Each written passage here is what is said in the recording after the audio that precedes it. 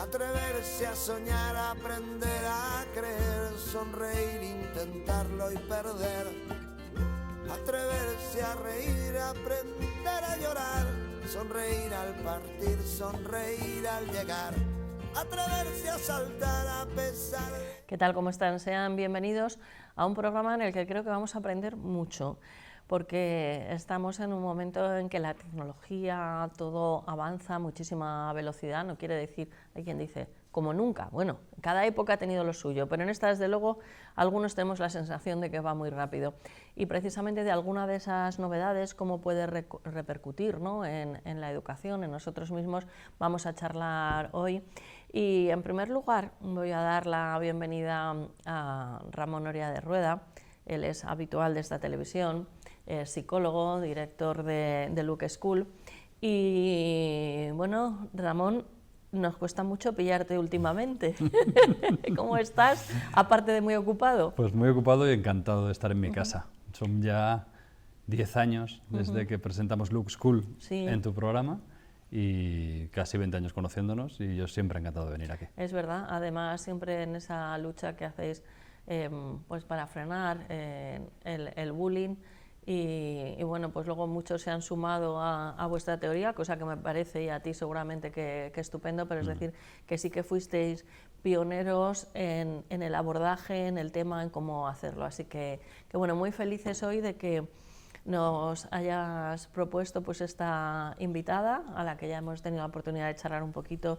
Ella es María Jesús López Serrano, es cofundadora y directora de marketing de You Forget Me, promotora de la iniciativa Mi Huella Digital, que ahí es donde viene el tema de lo que vamos a hablar hoy. ¿Qué tal? ¿Cómo estás? Muy bien, encantada de estar aquí, bueno, agradecida por la oportunidad y deseando contaros de la forma más sencilla posible para que le llegue a todos los espectadores la importancia de la labor que estamos haciendo. Desde luego, y además hay con una alianza, ¿no?, de civilizaciones que habéis hecho con Ramón. Sí. Así que bueno, empezamos por lo primero. Sí que Ramón, aparte de como esa alianza que estamos diciendo, ¿no?, y como colaboradores que sois, sí que te invitaría a que hicieras un poco papel de periodista, porque conoces más profundamente. Entonces, pues preguntas que quieras hacerle y luego tú ya ves si respondes o no. Vale, porque... vale. Entonces, claro, decimos, promotora de la iniciativa Mi Huella Digital. La pregunta es inevitable, ¿qué es? Mi Huella Digital. Pues Mi Huella Digital es una plataforma que nace de la compañía You Forget Me, que también pionera. Antes adelantabas que Ramón fueron pioneros con su iniciativa, nosotros también lo fuimos, y desarrollamos una tecnología de gestión y control de la privacidad digital del ciudadano. En toda esta creación, los propios fundadores... ¿Es posible tenerla? Es posible, es posible. Vale, lo que pasa es que hay muy poca conciencia sobre ello, y para ello es el trabajo que hacemos a diario. Diseñando esta propuesta de valor para devolver ese control al ciudadano de sus datos personales y demás, en plena pandemia pues nos surge una preocupación del uso que hacían nuestros hijos en edades adolescentes y preadolescentes, ¿no? Esa impulsividad que tuvimos todos de compartir datos personales sin ningún tipo de filtro, y empezamos a pensar, oye, si alguien publica algo sobre un menor de edad, ¿qué herramientas tiene para poder gestionarlo? ¿Conoce que tiene unos derechos y deberes digitales? Y entonces, pues Mi Huella Digital ahí nace como una plataforma inicialmente de concienciación para acercar al ciudadano de una forma muy sencilla, pues cuáles son sus derechos digitales, sus deberes, y a los menores sobre todo, y a la familia, cómo hacer un uso responsable de Internet sin exponerse, ¿no?, demasiado. ¿Qué es lo que te parece más interesante? Fíjate que serán muchas cosas, pero ¿dónde estaría el quid de la cuestión de tu interés en esta iniciativa? Lo bueno es que nos complementamos perfectamente. Daniel contactó con nosotros, el CEO de su empresa, para gestionar esta iniciativa, porque nosotros aportábamos el contenido analógico y la experiencia de más de 10 años en la prevención del acoso, y ellos aportaban toda la parte digital. Cuando trabajamos nosotros a día de hoy con colegios, siempre nos queda esa falta, ¿no? ¿Qué está pasando con todo el ciberbullying, el ciberacoso, el grooming, incluso el desconocimiento no solo de jóvenes o de niños, sino de adultos que hacen un mal uso de las redes sociales? Incluso, fíjate, hay un perito que a mí me encanta cómo interviene, que se llama Pablo Duchement, que habla de los TikTokers, es decir, profesores que están llevando a TikTok, a una plataforma de la que hemos hablado en Sí. este programa en algunas ocasiones, contenido relacionado con menores, de una forma irreflexiva. Sí, sí. Entonces, nos parecía que la combinación entre nuestro contenido y nuestra experiencia en lo analógico, digamos, y la experiencia de Mi Huella Digital en lo digital, cuadraba perfectamente y cerraba el círculo.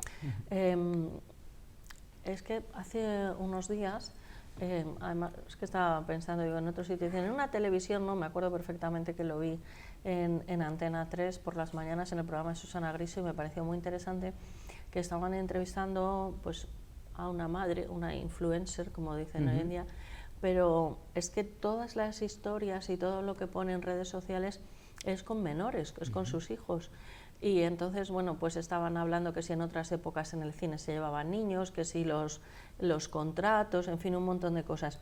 Y hay una cuestión, María Jesús, porque bueno, podemos hablar de muchas cosas, pero digamos que a mí me lo ha grabado aquí Ramón, porque cuando empezábamos a hablar de bullying, acoso escolar, decía mucha gente, eso lo ha habido siempre. Y decía Ramón, con una diferencia muy grande, que antes salían del colegio, no quiere decir que fueran felices, pero se acababa. Y si llegaba el viernes decían, por lo menos tengo 2 días de respiro. Y sin embargo, cuando se sale del colegio, el lugar donde estudian, empieza lo peor. Así es.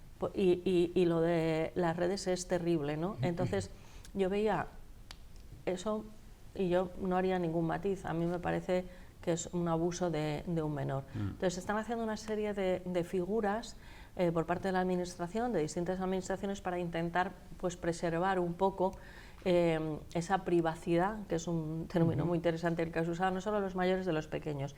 Y ahí nace el Coordinador de Bienestar y Protección del Alumnado. Correcto. ¿Qué es esa figura y dónde en concreto, o es en toda España? Porque yo he oído hablar por vosotros, no había escuchado nada hasta el momento.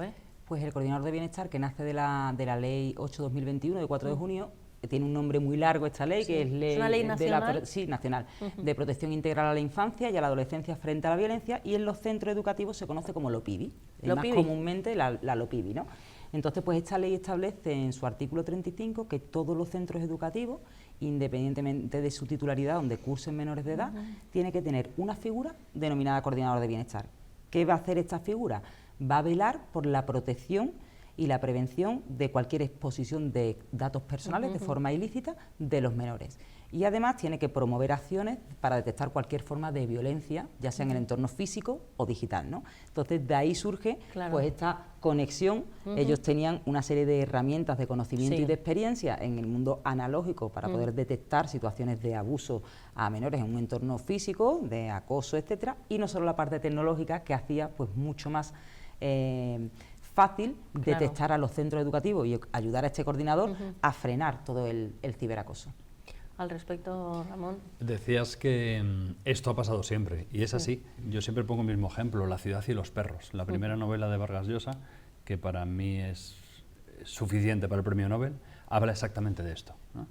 Un chaval en un colegio militar, que acaba muriendo a consecuencia del acoso. Y uno de los acosadores, el alter ego de Vargas Llosa, cuando habla con el comandante que dirige aquel centro escolar, le dice, el comandante le pregunta, pero ¿quién hacía cada cosa, ¿no? Claro. Y su alter ego decía, todos hacíamos todo. Claro, ¿no? Fuentovejuna, señor. Exacto. Lo que sabemos hace mucho tiempo es que el acoso escolar, que tiene que ser mantenido en el tiempo, que tiene que tener una serie de características, produce trastorno de estrés postraumático. Lo que sabíamos hasta hace pocos años es que para que se produjera ese diagnóstico de estrés postraumático tenía que haber un tiempo en el que se mantuviera esa situación para que aparecieran unos síntomas ansiosos que acabaran cronificándose. Pero cuando entran las redes sociales, cuando entra la tecnología, resulta que nuestros manuales diagnósticos no son válidos, porque vemos síntomas claros de estrés postraumático en niños que llevan 3 meses, 4 meses sufriendo acoso escolar. ¿Cuál es la gran diferencia? Que ya me has puesto la muleta, el 24/7. El niño sale del colegio y antes tenía el pueblo, antes tenía el barrio, antes tenía la casa y ahora tiene las redes sociales 24/7. Esto nos lleva a una reflexión sobre el uso de las redes sociales, sobre la privacidad en las redes sociales y sobre cómo los adultos tenemos que educar a nuestros hijos para acceder a ese nuevo mundo que tiene un montón de ventajas. En Internet está todo, pero también tiene un montón de peligros. Y además es importante destacar, por ejemplo, que es un dato importantísimo que todavía a los ciudadanos no les llega y en los talleres que hacemos con los centros siempre lo comentamos, que España se encuentra en el número 1 en el ranking europeo de mayor país con casos de ciberacoso. ¿Qué me dices? Tenemos el dudoso privilegio de ser el número 1. Tenemos un trofeo que nos hemos llevado, que no nos hace sentir orgullosos, por eso hay iniciativas como la nuestra que están trabajando y las propias iniciativas, ¿no?, gubernamentales que se están y de las consejerías. Y el número 1, pero es que a nivel mundial estamos el tercero, que solo nos supera Estados Unidos y México, y lógicamente, pues por dimensiones no lo vamos a superar nunca. Me dejáis, vamos, aplastada total, Sí. porque de verdad que desconocía esos datos y además no podían intuirlos. Sí. Es la verdad que es realmente impactante y además queda muchísimo trabajo por hacer, porque lo que comentaba Ramón, ¿no? Esa falta de desconexión de la víctima pues hace que lógicamente pues las capacidades para tener o sobrellevar las consecuencias que pueda tener a nivel mental, psicológico, etcétera, pues se prolonga mucho más y además la difusión es mucho mayor, ¿no?, de su sufrimiento. Claro.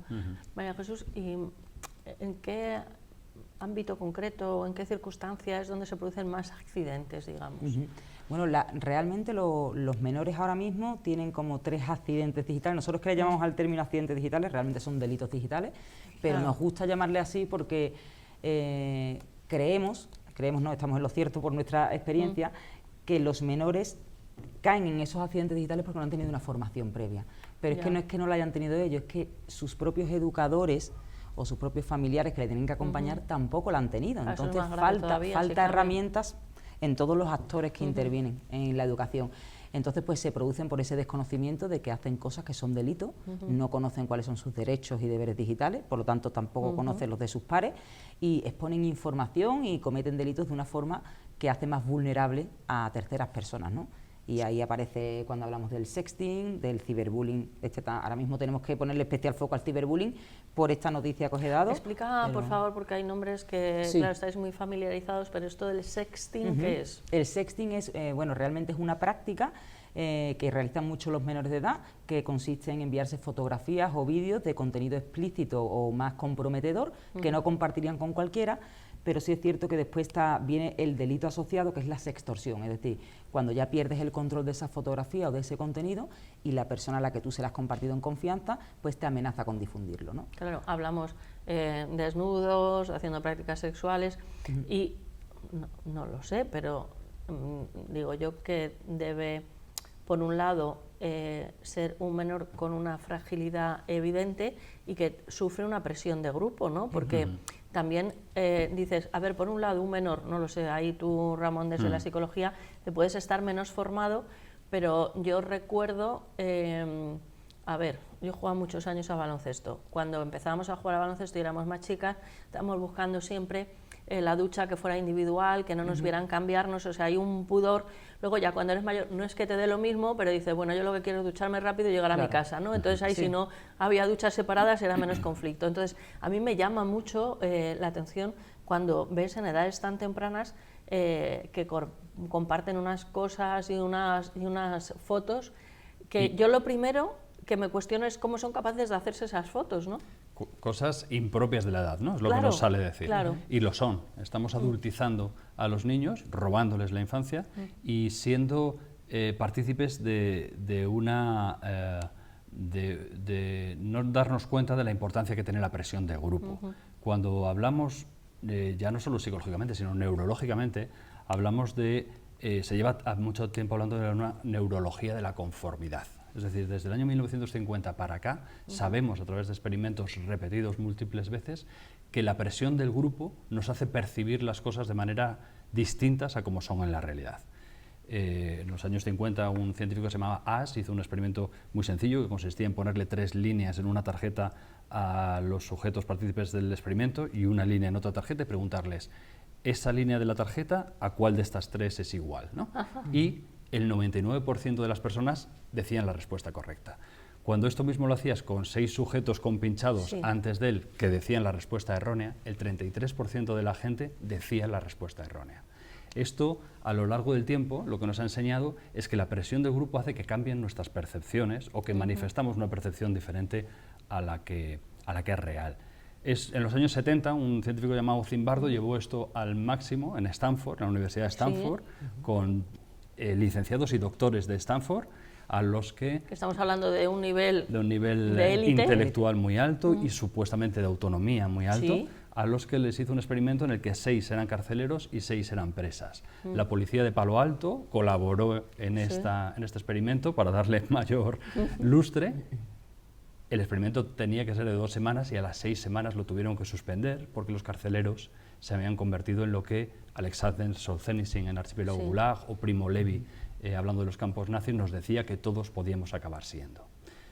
Lo que quiero decir es que hay una neurología de la conformidad que hace que nos comportemos en grupo de una forma tremendamente patológica si se generan las circunstancias adecuadas. La teoría del cesto malo, decía Zimbardo, si generas un ambiente de miedo, se contagia a todo el grupo. Esto es lo que estamos viendo en los colegios. Cuando no se interviene en un caso de acoso, cuando son cosas de niños, cuando solo se da en esta clase, acaba contagiándose a todo el colegio. La teoría del cesto malo. Lo que estamos viendo a través de la experiencia de Lux School, que ahora compartimos con Mi Huella Digital, es que cuando intervenimos en un colegio y le explicamos a los niños que pueden dar un paso al frente, cuando ponemos el foco en el espectador partícipe del acoso como simple espectador y es capaz de dar un paso adelante, el ambiente mejora. Y lo vemos a través del análisis posterior. Nosotros en Lux School hacemos una evaluación inicial y una evaluación final. ¿Qué es lo que pasaba antes de que llegáramos y qué es lo que pasaba después? Y mejora no solo el clima escolar, el clima familiar, el clima laboral, porque se rompe la teoría del cesto malo. El espectador pasa a decir, oye, yo no quiero participar en este experimento, ¿no? Como habían dicho algunos en estos, como había dicho el 66% de los primeros del experimento. Tenemos que hacer que los niños y los adultos entendamos que somos los creadores del ambiente del grupo en el que vivimos. Y creemos que a partir de la figura del coordinador de bienestar y de la formación que vamos a dar a todos los coordinadores de bienestar que quieran en España y en Hispanoamérica, podemos hacer algo para nosotros es muy ambicioso pero muy bonito, y es cambiar esa neurología de la conformidad, hacer entender a adultos y a niños que podemos crear un mundo mejor, que podemos crear un espacio mejor. La primera sociedad en la que vivimos todos es la escuela. Si esa primera sociedad se maneja con un funcionamiento mafioso o con un funcionamiento libre y que tolere al prójimo, va a marcar la sociedad en los próximos años. Desde luego, lo que acaba de decir Ramón es objeto de muchos análisis casi de cada palabra, y según estabas hablando, recordaba pues, muchas veces, ¿no?, cuando hablamos nosotros en los medios de comunicación, donde pones, o por ejemplo, hablamos del cine, ¿no? Hay enfocas un plano, ¿no?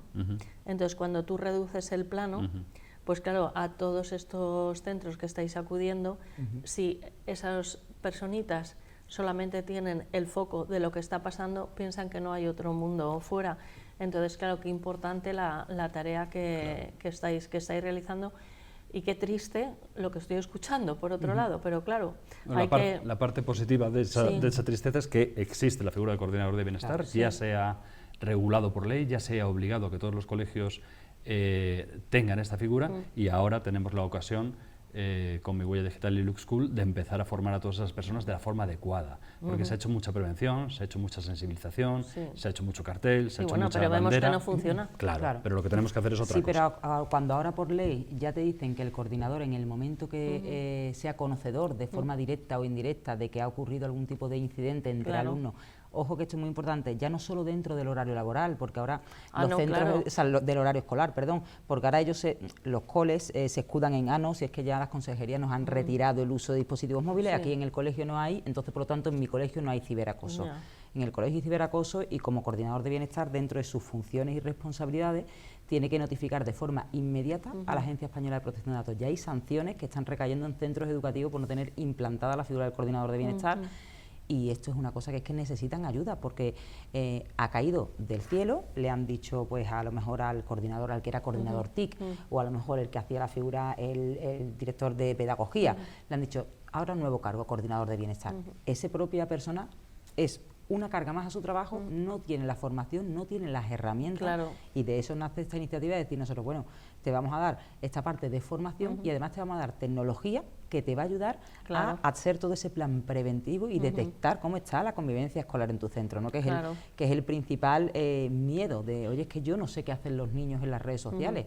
¿Cómo detecto qué problema puede haber entre ellos o desconozco cuáles son los accidentes Claro. digitales, como tú me has dicho Claro. antes, ¿no? Esos Claro. términos no están Claro. formados para ello. Sí, y luego creo que también hay algo añadido, que es no querer mirar ni observar lo que está pasando, porque es muy fácil decir, no, es que eso ha sido fuera de horario escolar, o ha sido, creo que eso se tiene que percibir uno ve una clase y tú ves que unos hablan más con otros, porque siempre tienes más creencia hacia uno, se ve quién está aislado, o sea, a mí me cuesta creerme, a lo mejor hay algún dato, pero ya serían acosadores profesionales, ¿no? Que de repente sean majísimos en el colegio y que fuera sean tremendos. Entonces ahí también habría que hacer una autoevaluación por parte de los centros escolares, que no es ninguna vergüenza, o sea, puede pasar en cualquier lado, lo que hay es que afrontarlo y tener la preparación, como decís vosotros, de saber cómo reaccionar. hacerlo. Además, nosotros no buscamos que sea una situación reactiva, es decir, que se actúe ya, sino que tengamos esa prevención, y siempre ponemos un ejemplo muy sencillo que nos encanta, que es el del extintor. Todos sabemos por ley que en todos los centros educativos tenemos que tener un extintor, pero no queremos que haya un fuego, no queremos activarlo. Pero bueno, en el caso de que pasa, estamos cumpliendo la ley y hacemos unas medidas de prevención. Y los extintores hay que revisarlos todos los años y tenemos que tener, quiero tenemos decir que hay una actualización. Tenemos unas normas, no se pueden traer encendedores al colegio, no se puede prender fuego, o sea, al final es lo mismo, son analogías que se tienen que hacer, y cuando nosotros le damos toda esa información a los menores también, que a mí, por ejemplo, el que le llamen nativos digitales no me gusta mucho, porque yo los considero más incompetentes digitales, porque no tienen esa competencia. Es que nativo digital es verdad que parece ya está un título. Sí, ya nativo digital. Y pasa, hablando de, por ejemplo, antes de lo que comentábamos sobre el sexting, que traigo ahí un dato muy interesante, en el que el 40 y tanto % de niños en edades de secundaria, de educación secundaria, han compartido, tanto ellos mismos o han recibido sin consentimiento, contenido erótico o sexual de otros menores 40%. o adultos incluso, sí, un 40%, una encuesta realizada por UNICEF a 3.000 alumnos de educación secundaria obligatoria. Madre mía. Increíble. Bueno, estamos recibiendo en consulta a estos niños, desgraciadamente. Hombre, claro. Niños expuestos a situaciones relacionadas con la pornografía, de 8, de 9 años, claro, que no pueden procesar esa información y que se manifiesta en problemas a la hora de dormir, ansiedad profunda, y los padres, cuando se hacen conocedores del suceso, no lo sabían, no se lo planteaban. Sin embargo, sí que estamos dándoles un móvil con 9 años. Entonces tenemos que educar y tenemos que explicar. Yo creo que no consiste en prohibir, sino explicarle a los padres a qué se le da acceso cuando a un niño se le da acceso a TikTok o a Twitch o a Instagram. Y que entender qué es lo que conozcan las supone. responsabilidades también, porque los propios padres no saben que es que ya también multan a los padres por el uso irresponsable que hacen sus hijos, que es que la responsabilidad no se queda porque lo que hagan en el teléfono móvil es todo anónimo. El anonimato no existe en Internet. Y si tu hijo comete un delito y es menor de 14 años o menor de 18 años, en cualquier caso, según se vea, tú vas a tener que dar una respuesta, y tú vas a tener unas consecuencias administrativas, penales, disciplinarias dentro del entorno educativo, y ellos no lo saben. Cuando vamos a los talleres y le decimos a la familia, oye, que la responsabilidad del colegio es tener un coordinador de bienestar, que ya lo tiene, que es esta figura, nosotros estamos trabajando con ello, pero es que esta es la tuya. Claro. Que si esto no van de la mano, si todos los actores que intervienen en esa educación no van de la mano, es que no hacemos nada. Tenemos que ir todos al unísono, ¿no? Para que esto funcione. En esta alianza vuestra, ¿cuáles serían los principales objetivos que queréis conseguir? Nuestro principal objetivo, si no que me corrige Ramón, es que tener implantado el programa, junto con la alianza, el programa de Look School y de Mi Huella Digital en todos los centros educativos en España, ya que es obligatoria su figura, y que busquen ese apoyo. Nosotros a día de hoy ya estamos implantados en más de 122 centros a nivel nacional, tenemos la experiencia, tenemos recursos, tenemos la tecnología, y esperando la llamada de todo el que quiera ser ayudado a que en conjunto con Look School podamos darle todas esas herramientas que necesitan. Nosotros hemos formado ya 231 colegios. Esto quiere decir más de 16.000 alumnos. Y sin embargo tenemos la sensación de que no estamos llegando a todo lo que tenemos que llegar. Tenemos que llegar a todos los colegios de España, a todos los colegios de Hispanoamérica, pero sobre todo tenemos que llegar de la forma que tú enunciabas y que conoces que Look School trabaja, integrando a la familia, a los alumnos y a los profesores, todo en una misma dinámica. Yo vengo del mundo, como sabes, de la terapia de familia, soy psicoterapeuta, y siempre que trabajamos con una familia lo hacemos así. Trabajamos con la familia, trabajamos con el niño, trabajamos con el pediatra, trabajamos con el colegio. Simplemente el coordinar e integrar esa forma de trabajo hace que la efectividad sea muchísimo mayor. Habláis también educar en ciudadanía y responsabilidad digital, apoyo a las familias en los planes de educación digital, ayudarles en la convivencia y responsabilidades parentales. Hace muchos años que no ponen en la tele el libro gordo de Petete ¿no? O Barrio Sésamo, que digo yo, hay que ver porque era adelante, atrás, arriba, abajo, derecha, izquierda, parecían cosas muy sencillas. Pero por todo lo que estáis contando y lo que, o sea, veo, no lo sé, ahora me diréis, pero mis hijos que están en torno a los 30 años, o sea, yo ya detectaba algunos problemas. Hablo de otros padres, o sea, posiblemente yo tendría unos problemas, pero sí de otros padres, ¿no? Donde no se discutía que el niño llevara, por ejemplo, una zapatilla para hacer deporte de una marca carísima, pero en las reuniones de padres en el colegio se quejaban del precio de los libros. Y además en esas edades que les crecen tan rápido los pies, pues se nota que sea una buena zapatilla, ¿no? O un buen zapato que sea de calidad. Oye, barremos para casa, si es español mejor, pero quiero decir, es que los libros eran muy importantes, es fundamental. Entonces, seguimos los padres teniendo, no sé, niños pusilánimes o que todo lo que hace el niño está bien, porque me da la sensación de que es algo así. O sea, por un lado, estamos generalizando, pero por un lado hay colegios que no se quieren enterar, colegios, institutos, centros de formación que no se quieren enterar de lo que pasa, por vergüenza, por miedo a las consecuencias, no lo sé, y por otro lado hay padres que tampoco quieren que los niños sufran, es que no me cabe. En esa parte es importante destacar, nosotros cuando hemos hecho los talleres a las familias, Ramón, seguramente te habrá pasado a ti también, es que siempre les hablamos a las familias y les decimos, estamos obsesionados con proteger a nuestro hijo para que no sea víctima, pero no le estamos dando la educación para que él no se convierta en el verdugo. Ah, bueno, claro. Porque estamos enfocados, oye, te pasa algo, te tratan bien, pero no te preguntamos, oye, ¿tú cómo tratas a los demás? Claro. No observamos lo que tú haces cuando estás conectado tanto tiempo, no tenemos, desde mi punto de vista, el control parental como tal, el de poner prohibiciones de acceso o de contenido, sin una mediación no lleva a ninguna parte.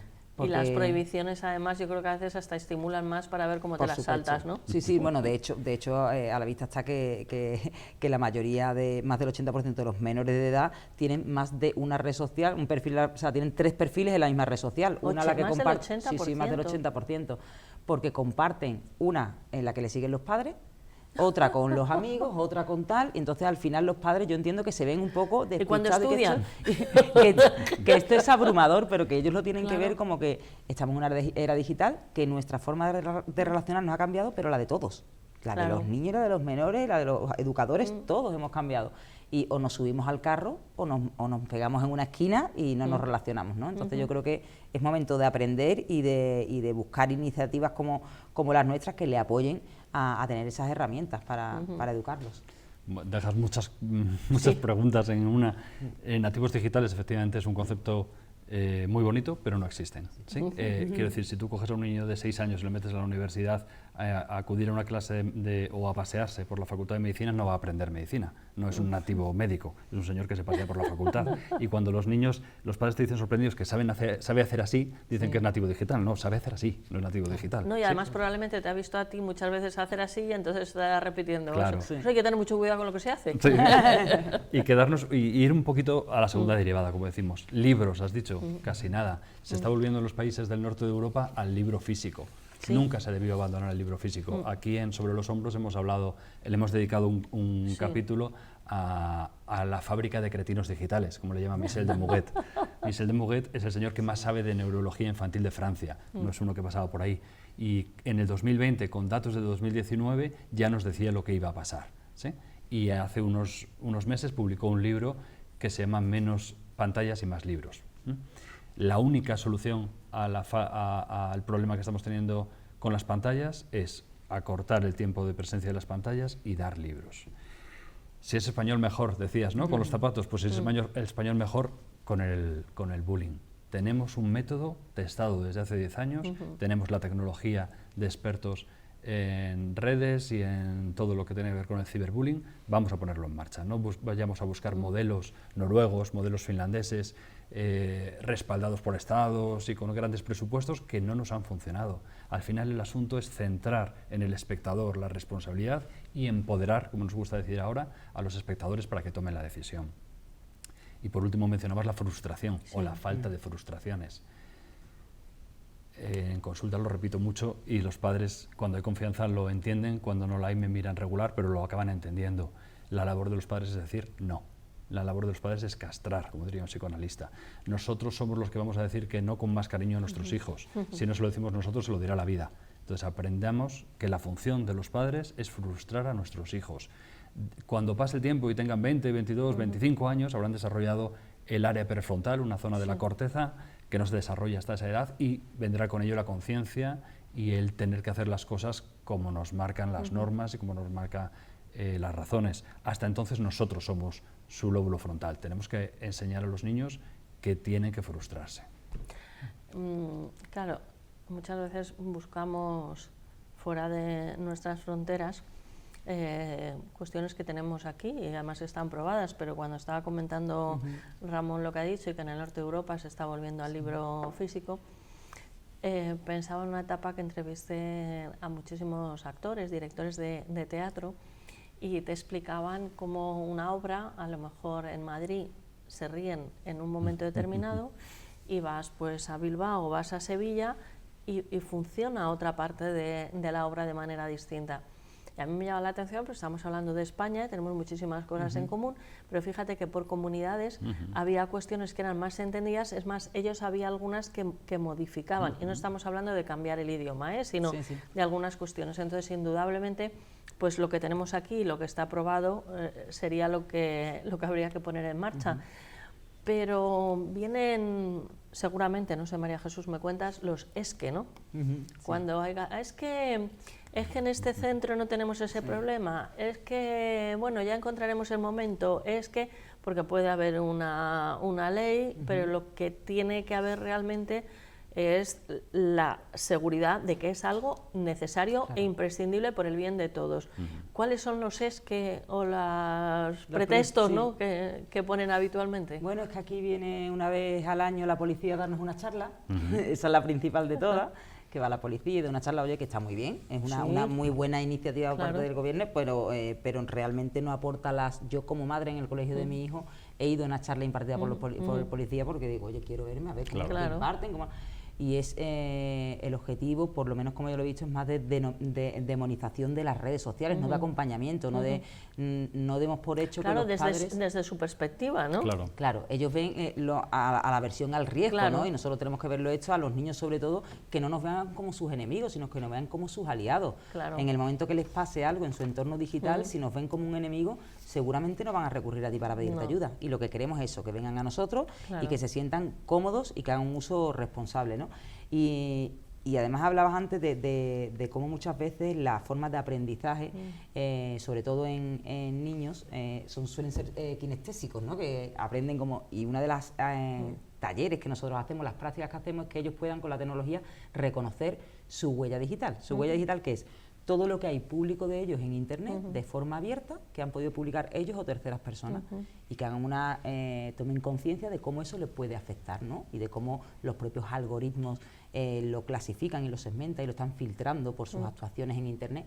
Y cuando hacen ese ejercicio espejo, hasta que no hacen esa práctica de verse reflejado, dicen, uy, es que yo aquí soy vulnerable, aquí están publicando fotografías que yo no he dado mi consentimiento. O que pensamos que no lo hemos dado. Claro, o hace la reflexión de, uy, yo también estoy exponiendo a mis compañeros, si esto me ha molestado a mí ya, empatiza. Y cuando además le dice, te pongo un canal de comunicación anónimo para que tú, que eres testigo principal de lo que están haciendo tus compañeros en tu entorno educativo, que tienes el poder de frenar un ciberacoso, que eres el que realmente puede, pero no lo hacen por no ser el chivato, es lo que normalmente pasa. O sea, nadie quiere ser señalado, ni convertirse a lo mejor en la próxima víctima, y le decimos, bueno, pues dentro de nuestro programa te vamos a dar un canal de comunicación anónimo para que sin tú te veas expuesto, sin que te veas expuesto, puedas notificar y ayudar al compañero Claro que está. hoy es el compañero a lo mejor el que no te afecta mucho lo que le Sí. esté pasando, pero mañana puede ser tú, puede ser Claro. tu hermana, y así se lo contamos, y es una de las mejores acogidas, y los alumnos están utilizando el canal de Denuncia Anónima Qué y bueno. están ayudando muchísimo al coordinador para que abra los ojos y diga, uy,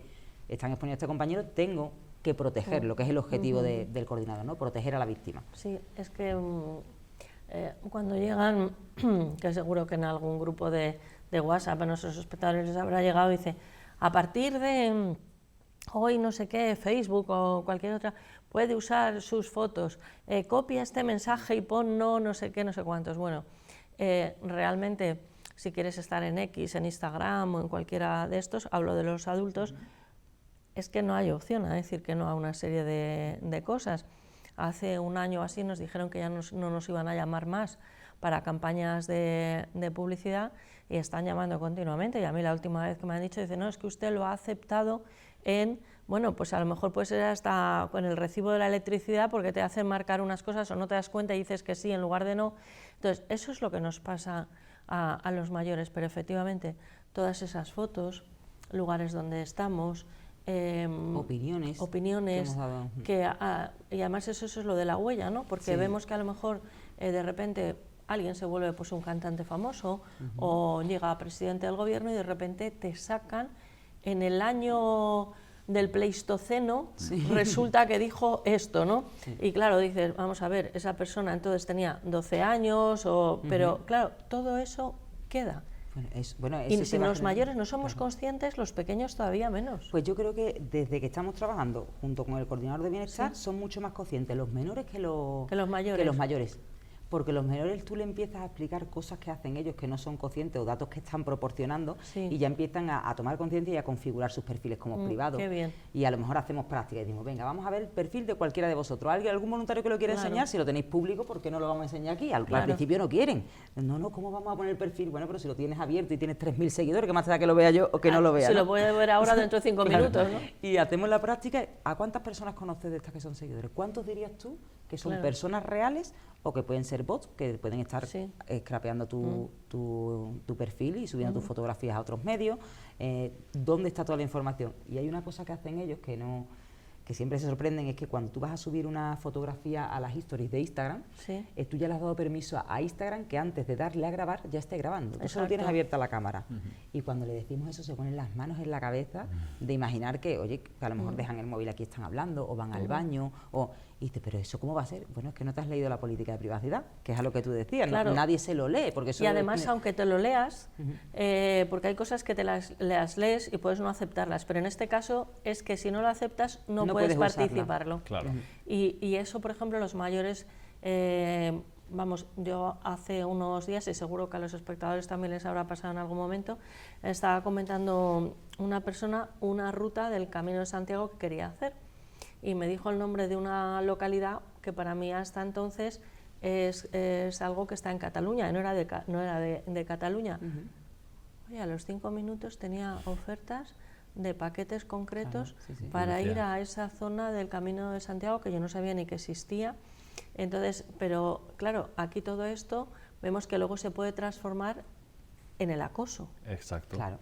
Y los permisos, ¿no? También dedicamos un programa sobre los hombros a Twitch, una plataforma que utilizan mucho los chicos, y en las reglas de acceso te dicen que si eres menor de 13 años tienes que tener permiso de tus padres. Así que asegúrate de que cuando pinches aquí, uno de ellos está contigo. Obviamente los niños van a pinchar y obviamente sus padres no están, pero partimos de eso, de que los niños saben que si quieren participar en estas plataformas y tener todas las funcionalidades, tienen que darle la tecla. Si lo hacemos los adultos, ¿cómo no lo vamos a hacer? Antes decías, fíjate cómo se dejan influir por el grupo. Los experimentos que os he contado de As o de Zimbardo son de adultos licenciados en Stanford. Sí, que estamos hablando de la élite. Exacto. Entonces, si ellos no son capaces de resistirse a la presión del grupo, ¿cómo va a hacerlo un niño de primero o de segundo de la educación secundaria obligatoria, que es cuando más sensibles son a la presión del grupo? Entonces, tenemos que intervenir, porque si conseguimos que los chicos de primero o segundo de la ESO cambien esa dinámica y cambien su forma de relacionarse con el grupo, vamos a conseguir adultos que no someterán a los otros 6 sujetos de experimentación a todo tipo de torturas.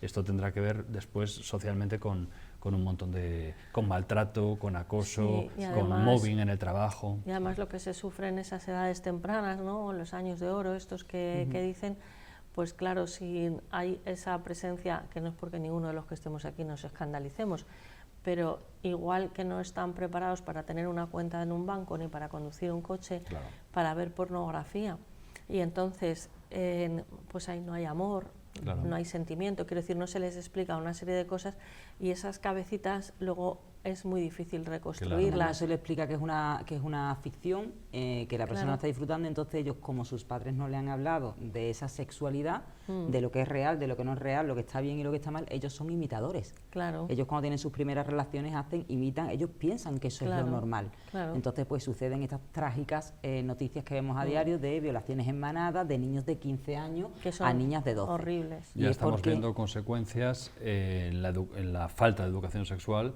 de jóvenes de 20, de 25 años, y estamos viendo un repunte tremendo del machismo, Bueno, pero no en los hombres, del no, no, machismo. no, el no, machismo no, es de no, hombres y de no, no, mujeres. no, Entonces, pero es tremendo. entender que una relación sexual es lo que ven en un porno tremendamente Sí. violento, porque cuando ven porno van buscando cada vez un poquito más. Estamos hablando Claro. de niños muy pequeñitos. Eso va deformando su percepción Y de de la adictos, sexualidad. que hay un- Y de adictos. Va deformando su percepción de la sexualidad en niños y en niñas, y estamos encontrándonos en consulta chicos y chicas muy jóvenes que entienden que la relación sexual se ha desligado de la relación afectiva, con esas consecuencias tan tremendas. Entonces, estamos hablando de proteger a los menores, porque los adultos ya nos ocuparemos nosotros, ¿no? Eso sería objeto de otros programas, a los menores, que es fundamental, una sociedad sana y responsable, pues desde luego es lo primero, es el deber que tenemos. Y yo, más allá de deberes, diría la necesidad, ¿no? O sea, que a un padre le tengas que decir que por ley tiene que hacer ciertas cosas, a mí me parece que es para echarse a llorar, pero bueno. Entonces, si se provee de una APP, esta aplicación, ¿cómo puede ayudar? Ayuda a todos estos responsables, ayuda al coordinador de bienestar, porque le da de forma cuantitativa, sin exponer la privacidad, lógicamente, de los menores, unos datos que le permiten ver lo que es el bienestar del centro, es decir, los propios alumnos, con una aplicación móvil, van a hacer ese ejercicio de su huella digital y ellos van a clasificar y calificar sus resultados, van a decir cómo les hace sentir esos resultados. Ajá, qué bueno. Entonces, esos resultados cuantitativos, en forma de porcentaje, se le muestran en un dashboard al coordinador de bienestar y él puede hacer planes preventivos realmente personalizados a la casuística de su centro. Es decir, no voy a hablar con los alumnos de la ESO, de cuarto de la ESO, de sexting, porque creo que es lo que le tengo que hablar, sino voy a hablar que el 30% de mis alumnos de la ESO han dicho que les gustaría borrar algo de internet. Les voy a decir cómo lo tienen que hacer. Les voy a enseñar aquí, ¿no? Entonces, a través de la aplicación pueden hacer ese ejercicio, pueden acceder a recursos también los alumnos adaptados a ellos. Por ejemplo, conoce qué datos compartes con Instagram, conoce qué datos compartes con las principales aplicaciones. Qué bueno. Esas políticas que no se leen, se las damos desmenuzadas para que ellos las vayan asimilando y tomen esa conciencia. Y al coordinador de bienestar, además, en el caso de que haya un accidente digital, le permitimos que de forma automatizada haga esa notificación a la Agencia Española de Protección de Datos. Y entonces, pues lógicamente, se exime de toda responsabilidad y se hacen 3 clics. ¿Esto que asegura? Pues que se frene lo antes posible esa difusión de contenido que está afectando a un menor. Y además el plan incluye también formación a todos los docentes, a todas las familias, para que estemos en esa unión, que es el trabajo que hacemos junto con Ramón, donde nosotros la parte más tecnológica y es la parte más psicológica, de aspectos psicológicos y de cómo acompañar al menor en estos casos. No estamos hablando de sensibilización, no estamos hablando de marketing, no estamos hablando de contarle a la gente que el bullying es feo. Eso lo tenemos todos claro. Hay montones de asociaciones, de fundaciones, de entidades que están haciendo ese trabajo de sensibilización tan necesario. Pero nosotros desde el principio, desde el año 2014 que presentamos en tu programa Look School, lo que explicamos fue nosotros empezamos donde la sensibilización acaba. Nosotros intervenimos, no sensibilizamos. Y cuando intervenimos buscamos cambios, ¿sí? Cambios que después se mantengan en el tiempo, que podamos escalar, que podamos mejorar. Por eso esta alianza fue tan natural, porque lo que nos encontramos con Mi Huella Digital fue gente que interviene sobre el asunto, no gente que sensibiliza. Y que vamos a formar a los docentes, vamos a formar a los padres, vamos a formar a los niños y vamos a trabajar todos en una misma línea que podrá ir mejorando con el tiempo. Pero vamos a empezar y vamos a empezar ya.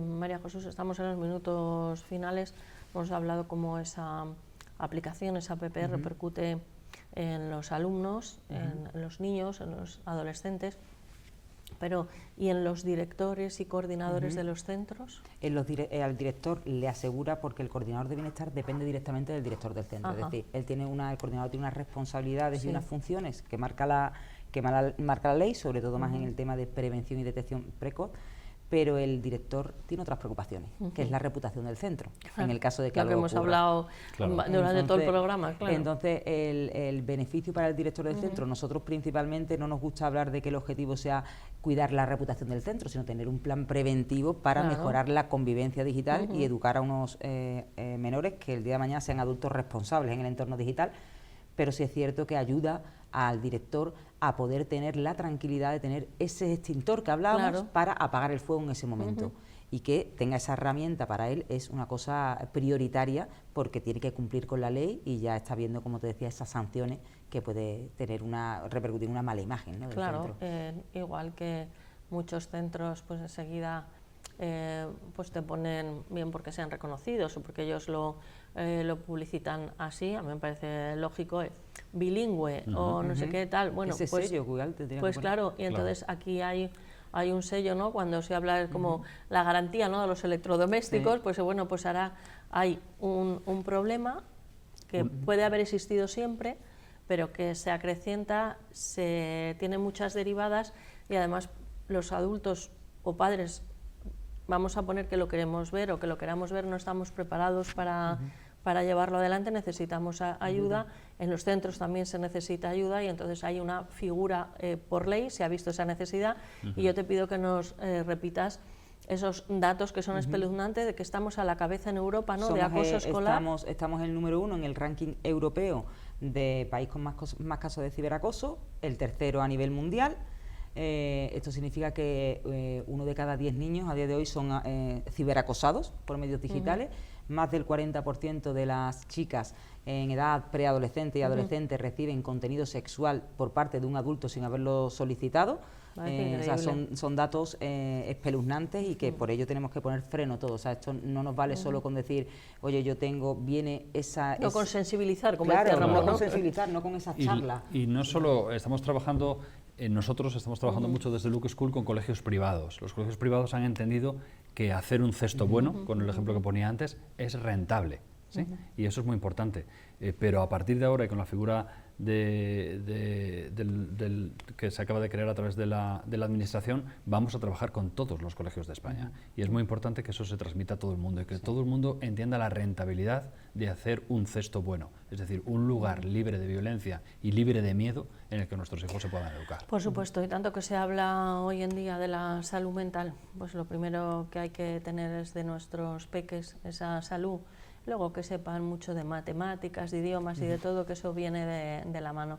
Pero necesitamos niños sanos si queremos adultos sanos también. Así es. Y desde luego ocupar otros rankings y no Lo que y tenemos no que estos. salir de ese ranking cuanto Pero antes. vamos, espero que ayudéis mucho, Ramón, gracias por acompañarnos. Muchas Recordamos gracias. Ramón Oria de Rueda, psicólogo, director general de Luke School, y nos ha encantado conocerte, Muchas gracias. María Jesús López Serrano, cofundadora y directora de marketing de You Forget Me y de promotora de la iniciativa Mi Huella Digital. Muy interesante. A raíz ahora tenemos que procesar toda la información que nos habéis dado y asimilarlo. Y vendremos a contarte los resultados, Los resultados. porque Claro. Es una cosa que vamos a medir. Vamos a medir la intervención y vamos a medir los resultados. Por supuesto, y bueno, pues daros las gracias y la enhorabuena por el trabajo, porque desde luego es pues prioritario, ¿no? Prioritario. Y debo reconocer que desconocía que existía esta figura. Pienso que pasará también posiblemente con muchos espectadores y a lo mejor hasta con centros o responsables de centros educativos que nos estén viendo. Bueno, pues muchas gracias por acompañarnos. Muchas gracias a ti. Y a todos ustedes, y después de lo que hemos hablado, ya saben que esta despedida mía va con segundas, si me lo permiten, les doy un consejo, y es que sean ustedes muy malos, porque dicen los que entienden de esto que es divertidísimo.